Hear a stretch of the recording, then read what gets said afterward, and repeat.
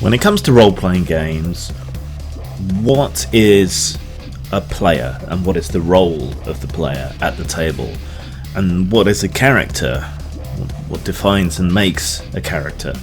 What creates a synergy between the player and the character? How does your character fit into the group in which you find yourself playing? How can you be a good player at the table? These are all important questions, and they're factors that go into making a good game. Sometimes as much or even more than a good games master. If you're playing the game, then the player is you. You're the one who says what your character does. You're the one whose enjoyment is paramount, though shared with the other people at the table. You say what your character does, you describe what they do, what they feel, how they react, and you guide their development and advancement over time. So just like playing a computer game, you're the player, and the character is your pawn, your avatar, your projection into this shared fantasy world with the people around you. You're the Monopoly player, your character is the shoe. Now, these terms get used somewhat interchangeably, which just goes to show how role-playing games can be quite immersive. When you talk about what do the players do, what the players describe the actions that the characters do. I mean, what do your characters do?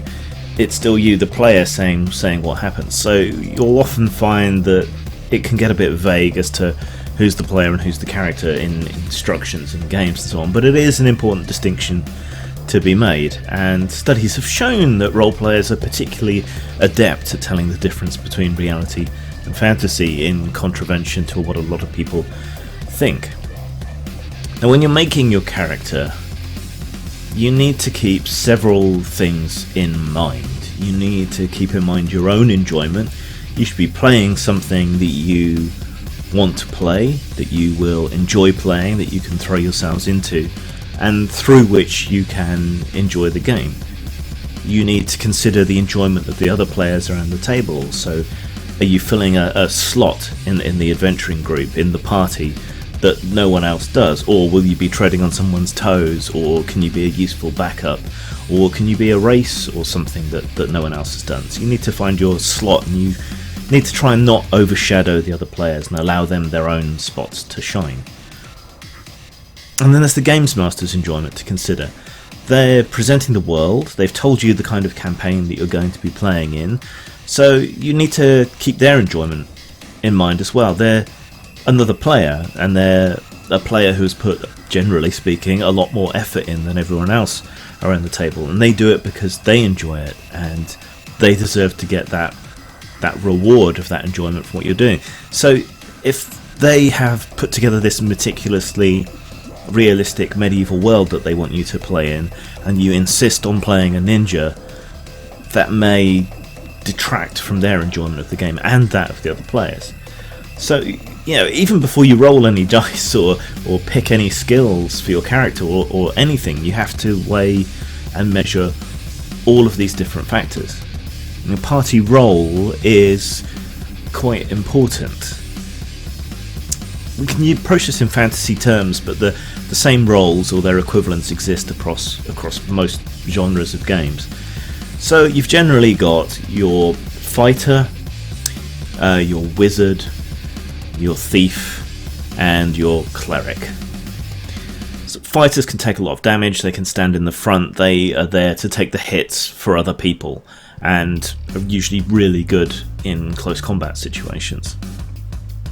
Your wizards are there to kind of pull things out of their arse at the last minute. They're like a get out of jail free card, and the rest of the time they're what MMORPG players call a glass cannon. They're fragile, but they do an awful lot of damage. So a fireball or something like that can completely change the course of a battle, but generally speaking, a wizard has to juggle resources and so on to handle that. Your thief or your rogue provides your skill, your broad base, your jack of all trades. They're good at doing fiddly things like picking locks or escaping from bonds, or getting word on the street, that sort of thing. And then you got your healer or your cleric or your support class. They're the ones who keep you up, keep you fit, keep you well, keep you going, maybe provide some kind of boosts or something. And you can easily see how that translates to, say, a modern setting game. You might have a soldier instead of a warrior, you might have a sniper instead of a wizard, you might have a hacker or a cat burglar or something instead of a regular thief. And instead of a healer, you might have a field medic or a leader, a tactician, something like that, to provide some sorts of bonuses to the rest of the group. Now, statistics and so on are going to vary from game system to game system, so I can't give you any general advice on that, other than within a party it's usually best to kind of semi-specialise but also be reasonably good at something else. So you have a primary speciality and a secondary speciality, and the secondary speciality can cross over with other members of the group, so that if they get incapacitated or taken out, then the group as a whole has something to back it up. So you might be a wizard, but you've got a secondary focus on fighting or particular kinds of knowledge that a rogue might otherwise have, and so on. So that's a good way to think about it when approaching your character. Have one area of specialisation, but something else that you're reasonably good at and can back everyone else up on. Characters aren't just statistics, and they aren't just your position within the group. You do have to situate them within the world that the Games Master has presented, and you do have to give yourself something to work with. Most people, when they start out playing, really kind of play themselves, but thrust into this fantasy world, and they make the same kind of moral and practical decisions that they would themselves when they're in the position of the character, and they may find themselves using knowledge that they have from the real world to inform what they do with their character. There's nothing necessarily wrong with that. Some people severely frown on metagaming, but sometimes there can be a satisfaction in knowing the solution to a puzzle yourself. You can always pass that information off to another player playing a character who should know that information. So if you're playing a dumb barbarian, but you happen to have studied hieroglyphics because you thought they were fascinating, and the GM introduces some, ask the Games Master if you can help the player playing the wizard who's making the rolls to figure out what it means. So metagaming isn't necessarily an evil, but it is something that tends to happen with newer players. Later on you might take an aspect of yourself, or a wish fulfillment aspect of yourself. So you may have a particular personality trait that you are particularly aggressive in conversation or whatever else, and you may take that forward and make your character incredibly sarcastic, turn up that aspect of yourself to 11. This is something that people tend to do a bit later on. Or wish fulfillment, like you might be quite shy in real life, so you play a character who is a seductress, or an outspoken political agitator or something, and that can be kind of therapeutic to play something that you're not. And one of the good things about role-playing is if you're really not good at something as yourself, there's usually a mechanic which can be substituted. So it's generally more fun for everybody if you have the oratory skill that your character might have and you give a stirring speech to the troops. But with role-playing you can play something you're not, so if you couldn't put together a speech, you could take your character and make sure it has the skills necessary to be inspiring to others. And you can say what you're trying to convey, roll, and the Games Master can interpret it. So in that way you can play things that you're not in a way that isn't available in many computer games, where you might suck at car races, for example, and so can't progress the story even though the character that you're playing is supposed to be good at this. Or in LARP, where you might not be terribly good at stabbing people with your spongy knives or whatever, but your character should be. That can't necessarily be reflected that well in a LARP situation where it can in a tabletop situation or some salon LARP situations.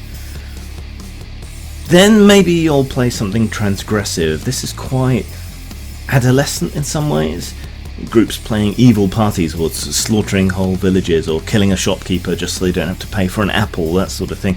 It can be fun, but unless there's a reason to do it, it's quite unsatisfying.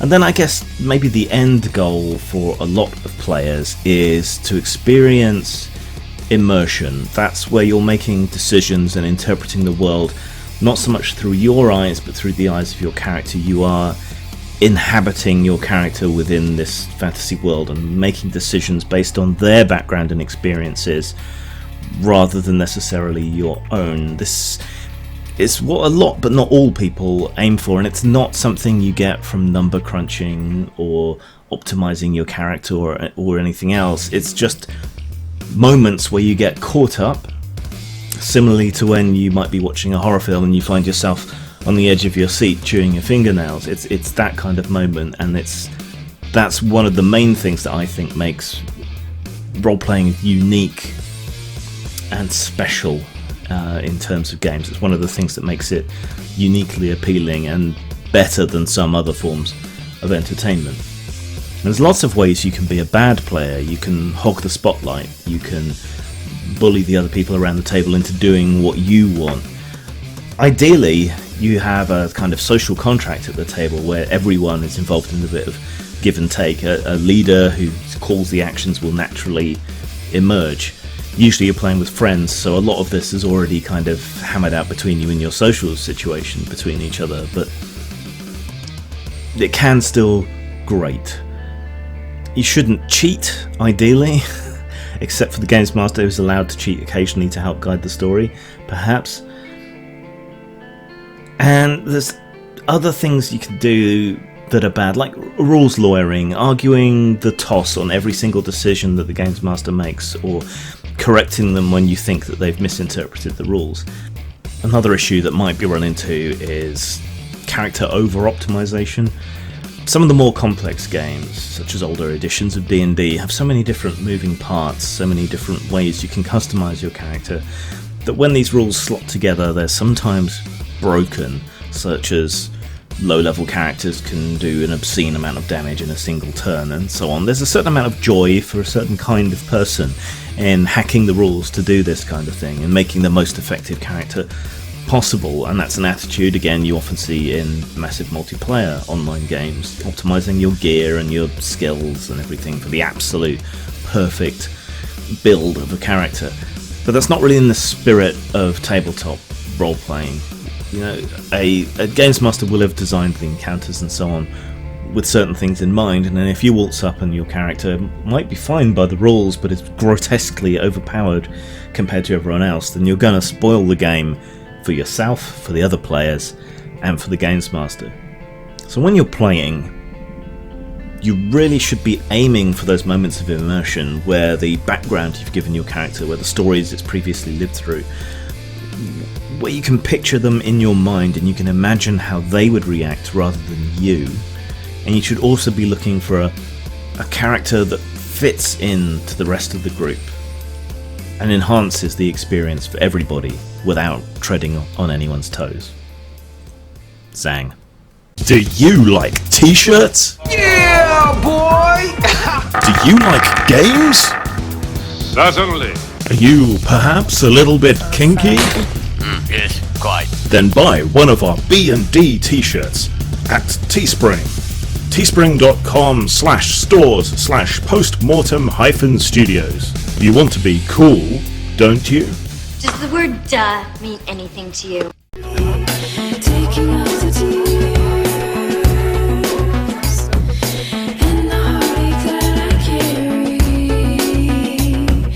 Time to throw it down, time to light it up. Raise it to the sky and watch it